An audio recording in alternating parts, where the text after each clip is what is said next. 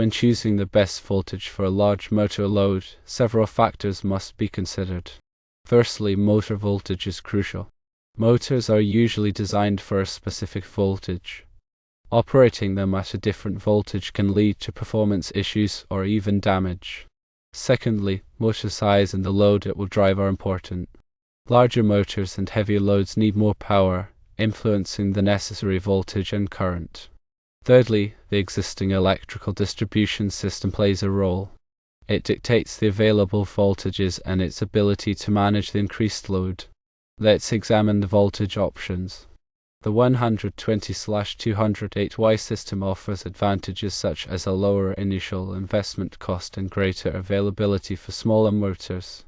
However, it also has disadvantages, including higher current draw for the same power and increased voltage drop, potentially causing voltage sags. Next, the 480/277Y system offers advantages like a lower current draw for the same power, reduced voltage drop, and improved power quality. Its disadvantages include a higher initial investment and the need for specialized equipment and qualified electricians. Finally, the Delta system offers the benefit of being the most efficient voltage for large motors and providing high power transfer capability. However, it's not commonly used in commercial buildings and requires specialized equipment along with expert installation. Generally, for large motor loads, 480/277Y volts is usually the preferred choice. This is because of its better efficiency, lower current draw, and minimized voltage drop. However, keep these points in mind. Firstly, consider the existing distribution system. If it can't handle the higher voltage, it may need to be upgraded. Secondly, ensure that the motors are rated for 480 volts operation. Thirdly, verify that other equipment, like lighting and controls, is compatible with the new voltage. Also, factor in the cost of upgrading the distribution system and replacing any necessary equipment. Consulting with a qualified electrical engineer is recommended to determine the most suitable solution for the specific application. When it comes to motor voltage, it is imperative to understand the nameplate voltage. The motor nameplate voltage indicates the rated voltage at which the motor is designed to operate most efficiently. Operating a motor outside of its specified voltage range can cause several problems. Firstly, undervoltage can cause the motor to draw more current to maintain the same output power, which can lead to overheating and premature failure. Secondly, overvoltage can cause excessive insulation stress, reducing the motor's lifespan and potentially leading to insulation breakdown. Motor size and load are also very important considerations. Larger motors generally require higher voltages to operate efficiently. Using a lower voltage for a large motor will result in higher current, leading to increased losses in the conductors and equipment. Over long distances, this can cause significant voltage drops, reducing the motor's performance and efficiency. It's also important to consider the type of load the motor will be driving.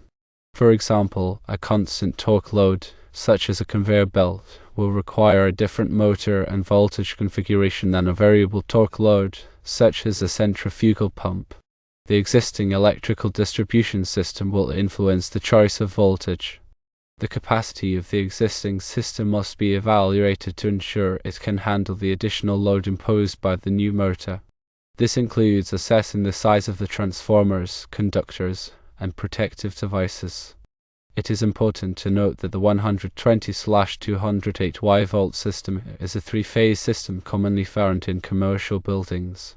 The Y indicates that the system is a Y-connected system, which provides a neutral point that can be used for single-phase loads. The 120/208 volt system is typically used for lighting, receptacles, and small motor loads. A key advantage of the 120/208Y volt system is its lower initial cost compared to higher voltage systems. This is because the equipment and installation costs are generally lower. Additionally, 120/208 volt systems are widely available, making them a convenient choice for many applications. However, the 120/208Y volt system has some disadvantages. One of the most significant is the high current draw for the same amount of power. This can lead to increased losses in the conductors and equipment. The higher current can also cause more voltage drop, especially over longer distances. Voltage drop can negatively impact the performance of motors and other equipment. The 480/277Y volt system is another common three-phase system used in commercial and industrial buildings. Like the 120/208Y volt system, the Y indicates a Y-connected system with a neutral point. The 480/277 volt system is commonly used for larger motor loads, lighting, and HVAC equipment. A key advantage of the 480/277Y volt system is its lower current draw for the same amount of power. This reduces losses in the conductors and equipment, leading to improved efficiency. The lower current also results in less voltage drop, which can improve the performance of motors and other equipment. However, the 480/277Y volt system has some disadvantages. One of the most significant is the higher initial cost compared to the 120/208Y volt system. This is because the equipment and installation costs are generally higher. Additionally, 480/277 volt systems require specialized equipment and qualified electricians. The Delta system is a three-phase system that does not have a neutral point. Delta systems are often used in industrial applications where high power transfer is required. A key advantage of the Delta system is its high power transfer capability. This makes it ideal for large motors and other heavy loads. Delta systems can also be more efficient than Y-connected systems in certain applications. However, Delta systems also have some disadvantages. One of the most significant is that they are not typically used for commercial buildings. Additionally, Delta systems require specialized equipment and expert installation. When considering a 480/277Y volt system, it's crucial to evaluate the existing distribution system's ability to handle the higher voltage. Firstly, the transformer capacity must be sufficient to supply the additional load. Secondly, the conductors must be sized appropriately to carry the increased current. Thirdly, the protective devices must be rated to protect the equipment. If the existing distribution system cannot handle the higher voltage, it will need to be upgraded. This can be a significant expense, so it's important to factor it into the overall cost of the project. Another critical consideration when switching to a 480/277Y volt system is ensuring that the motors are rated for 480 volts operation. If the existing motors are rated for a lower voltage, they will need to be replaced.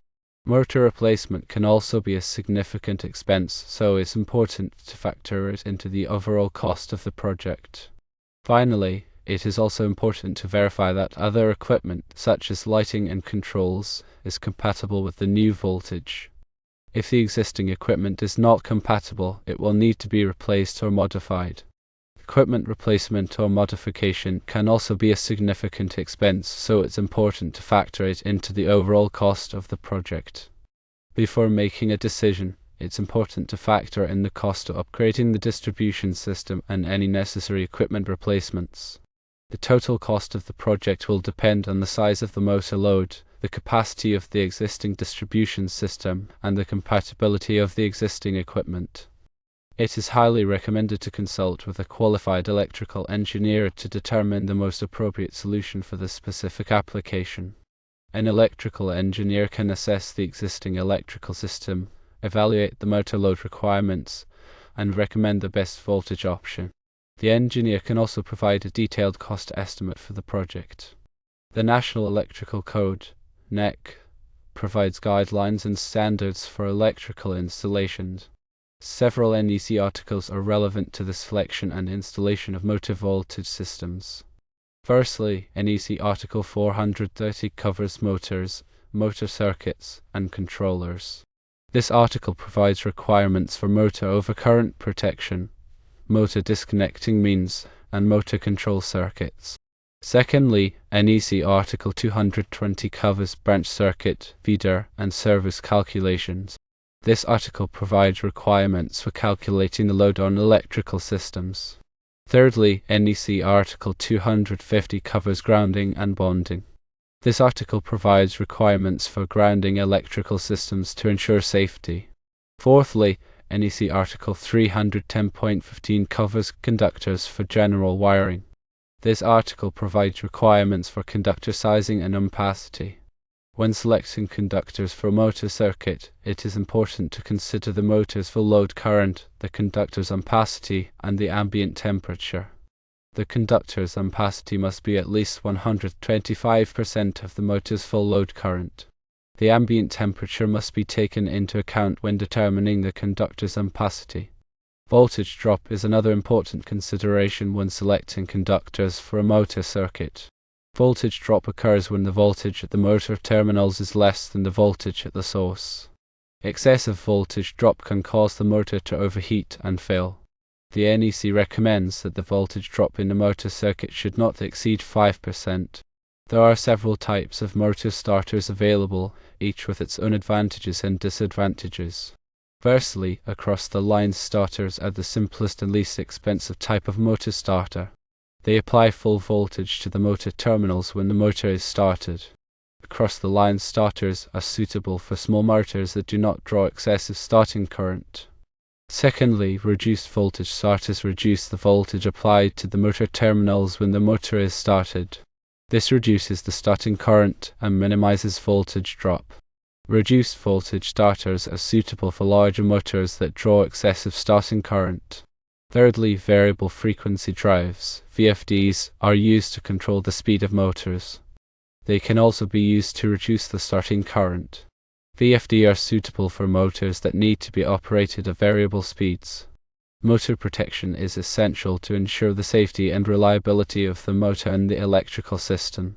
Motor protection devices include overcurrent relays, thermal overload relays, and ground fault relays. Overcurrent relays protect the motor from excessive current. Thermal overload relays protect the motor from overheating. Ground fault relays protect the motor from ground faults. Harmonics are distortions of the sinusoidal waveform of the electrical current or voltage. Harmonics can be caused by nonlinear loads, such as electronic equipment and variable frequency drives. Harmonics can cause several problems in electrical systems, including overheating of equipment, increased losses, and interference with communication systems. There are several ways to mitigate harmonics in electrical systems. Firstly, using harmonic filters can reduce the level of harmonics. Secondly, using line reactors can reduce the harmonic current drawn by nonlinear loads. Thirdly, using power factor correction capacitors can improve the power factor and reduce the harmonic current. Power factor is the ratio of real power to apparent power in an electrical circuit. A low power factor indicates that the circuit is inefficient. Power factor correction capacitors can be used to improve the power factor. Improving the power factor can reduce the current drawn from the source, reduce losses, and improve voltage regulation. Energy efficiency is an important consideration when selecting and operating motors. Energy-efficient motors can save money on electricity bills and reduce the environmental impact of electrical systems. There are several ways to improve the energy efficiency of motors. Firstly, selecting energy-efficient motors can reduce the amount of energy consumed. Secondly, using variable frequency drives can reduce the energy consumed by motors that operate at variable speeds.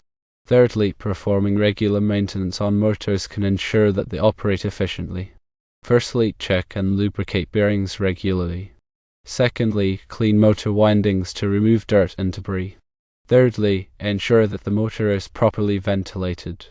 These are the important factors to think about when deciding on which electrical system to use for a large motor load.